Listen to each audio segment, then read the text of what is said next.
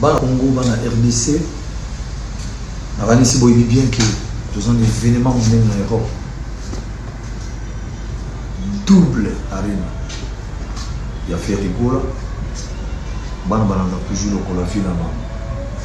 Et ça bien. Toujours qu'on intérêt à la culture et à Moka. Il faut te défendre cause. Vous dites très bien. Papa, il y a beaucoup de médailles. Mais ce qu'il faut récupérer les médailles. Il fait ce qu'on a congolais. Il y a mon frère Gola, conseil aux gens ils sont aptes à défendre la culture congolaise. Ils ont mal. Mais oser doubler. Waouh! Mais il y a des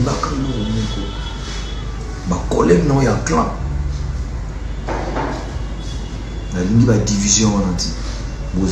On pépé aux yeux. Ils ont ma casse. Moro te mimba uzbakuya na mabele. Tous ces pays ici bas où nous sommes touchés na gauche à droite na molili nzamba ko visiter. Ils ont des fatigues. Et tous les fanatiques à clan rendez-vous na bino samedi dimanche. Boké ne quoi prier faire bana clan wingi. Et ça pour intérêt à culture congolaise. Ils ont pour intérêt à culture à Moka. Il faut défendre la culture, il faut récupérer les médailles. Il faut en faire après, il faut faire événement. Dans la vie pour un événement, il faut faire un pépé.